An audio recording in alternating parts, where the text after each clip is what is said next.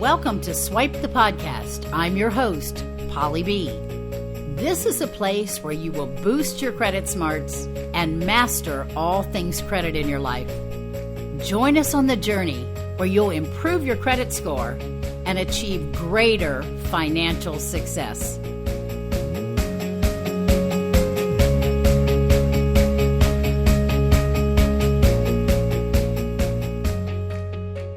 Hey guys, it's Polly B talking to you from a beautiful day in Tampa Bay, which has not been normal. We've had like 3 weeks of downpour every single day.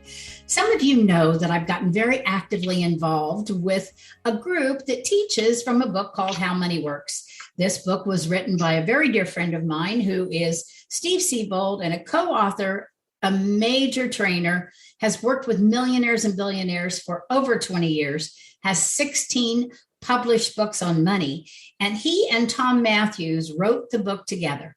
It's called How Money Works, Stop Being a Sucker. Well, just because you're part of the Swipe team, if you will text me, and you have my number, 727-410-9813, and give me your address, I will mail you a free copy. Now, this is a $16.99 book. It's got tremendous amount of information in it, but let me tell you why it's not like any other financial book. It's less than 120 pages. It's written at the level that a seventh grader could understand. It's got basic tips that make a huge difference. Frank and I have been using these tips in the 7 Money Milestones for the last 2 years and have seen some real changes in what's going on with our money, the interest that we're earning compared to what we used to earn, and how we're able to take some tax advantages we didn't know we were able to do before. So I'm going to hit a few high points. You know, How Money Works was written because so many people in this country are financially illiterate. And I'm going to go through some of the things that they talk about in the classes. I hope that you will really pay attention to this because I think we're going to teach 3 or 4 more classes on the Swipe shows, and also get in touch with me because we are looking for instructors, teachers that could teach these classes online. It's just the most fun and the most rewarding, and I would love to have you on my team working with me. This is a financial organization, which is highly regulated. So we would never put you out in the cold to do this. We'll make sure that you have the right scripts, the right videos. All you have to do is practice and read and be able to share some information with your audiences. So let's talk about what is so awesome about How Money Works. It's got 7 money milestones that are tips that most of us didn't learn in school because they weren't taught in schools. We now have this book being used in some schools, but not nearly enough. We think we know a lot about money because we know what our parents knew, but our parents knew what their parents knew, and some of them didn't have an idea of how money works.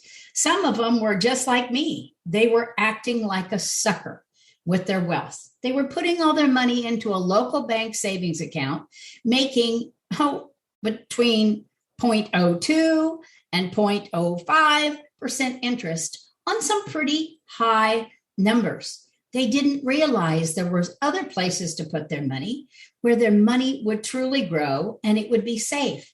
There were some things and tools that were out there that Steve and Tom Matthews were teaching that I was totally unaware of, and I've been in the finance industry for 44 years.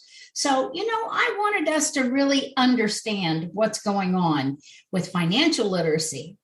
We all truly know it's the number one economic crisis in the world.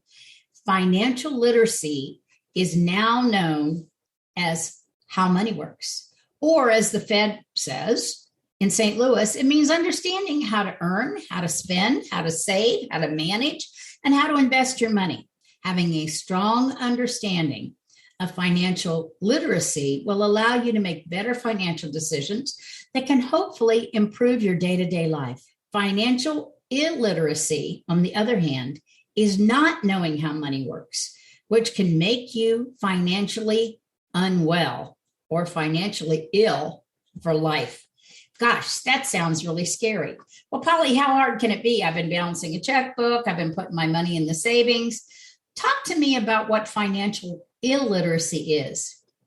Over 90% of Venezuelans live below the poverty line. Greece still hovers close to 20% unemployment since their 2010 economic collapse. There are just two examples of nations suffering from economic state of emergency.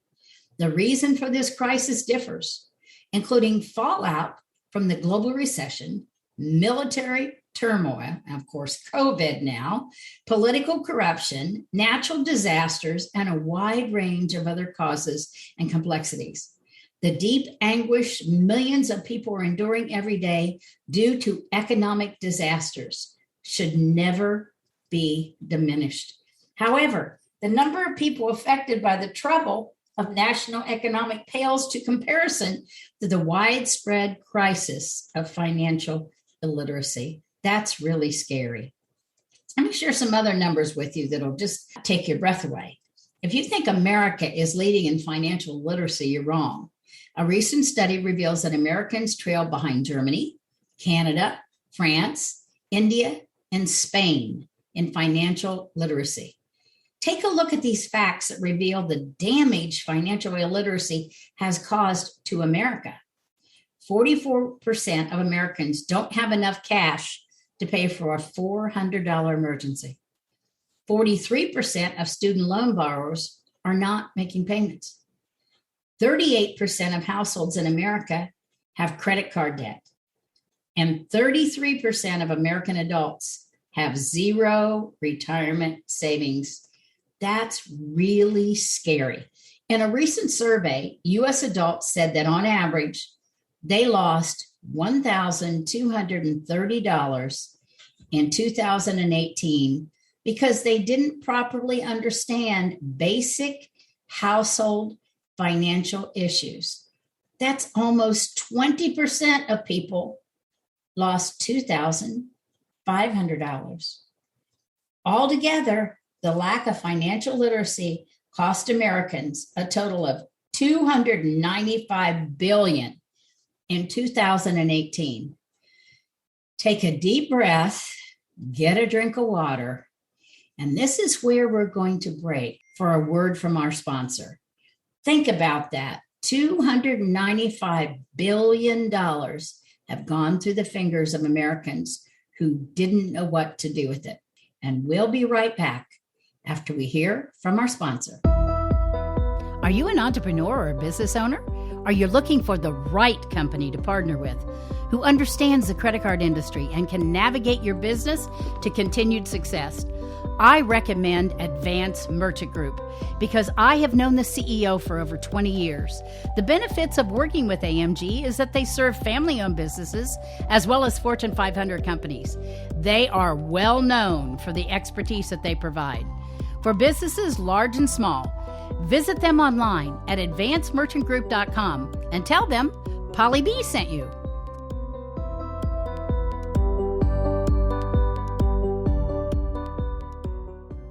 Hi there, it's Polly B, and welcome back. You know, I think your stomach was probably doing the same thing mine was doing, looking at $295 billion that's running through the fingers of people. You know, I want to talk to you about general information that'll kind of shock you a little. And in the next few weeks, we're going to go through some of the lessons of the 7 money milestones.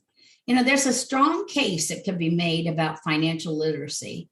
And the fact that it's the most neglected core life skill. You know, I have family members who are teachers in Ohio and math teachers, and they're all shocked at what the kids don't know and how they don't know. And they get to be a senior, they get into college, and they don't have financial literacy skills.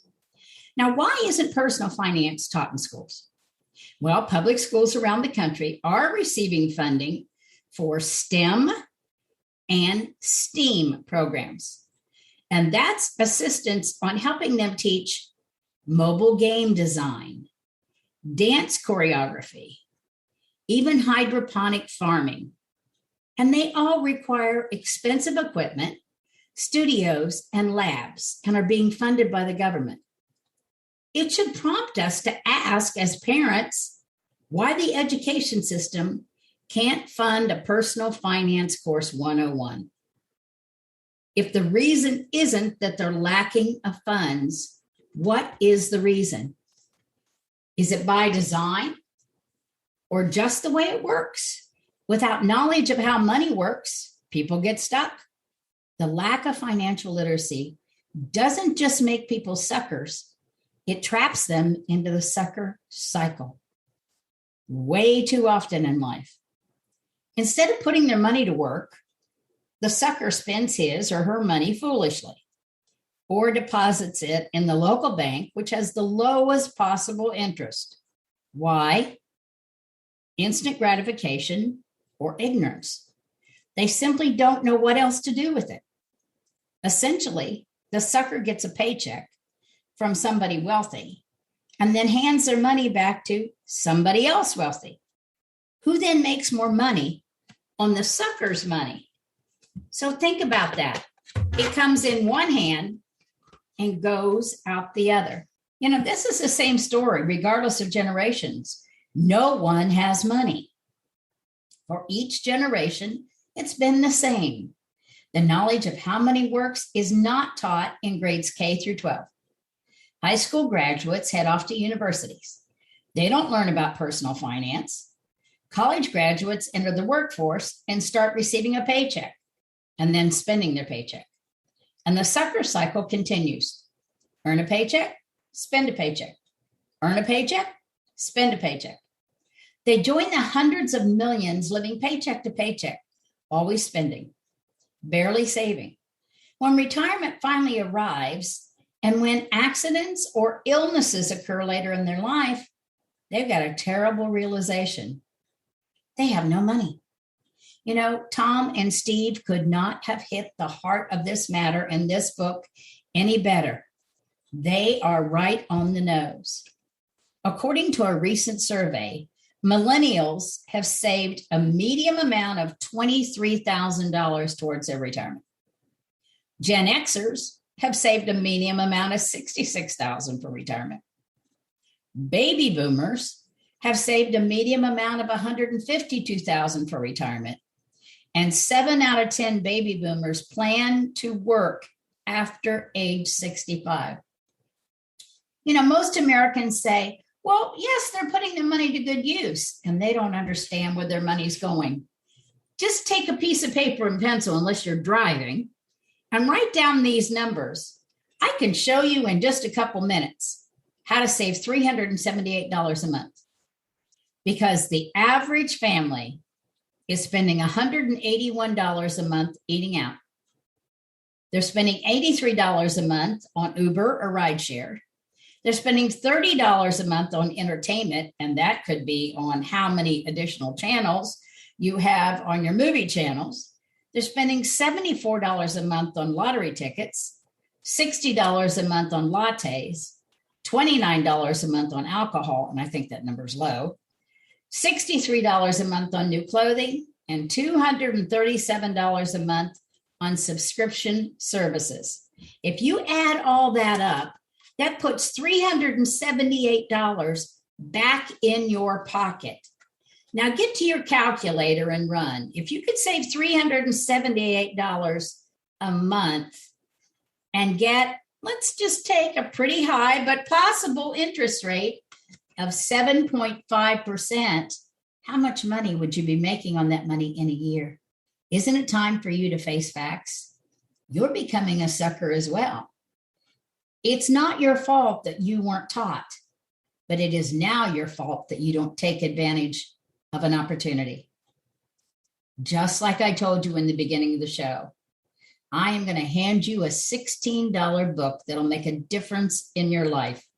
You have my cell number, 727-410-9813. That's my text number. You know how to reach me online, polly@pollyaBauer.com.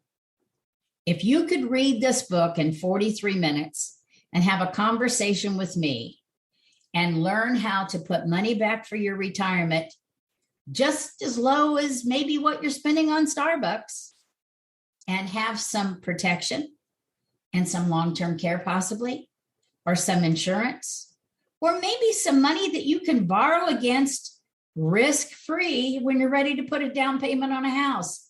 Would that be worth it to you? I love this response when they talk about don't be a sucker. Well, I always thought it was a sucker was born every day. And what it is a sucker is born every minute. Isn't that scary? Well, I hope you're going to mark your calendar, and I hope you're going to follow us, because we're going to start in our next session, and we're going to start talking about places that you can put some money, tax-free, risk-free. It's your money. You can get to it at any time. If you need access to some of the top pros in the country, the experts who are the experts about how to make your money grow, we can open that door for you. If you just want a better education and share this with your children, we're here to help you do that as well. And to quote Alice Selby, procrastination is hands down our favorite form of self-sabotage.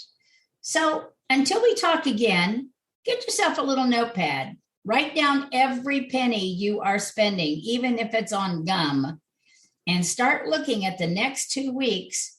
Where could you have saved some of that money and put it somewhere where it's willing to grow? Until we talk again, it's Polly B. And remember, stay credit savvy.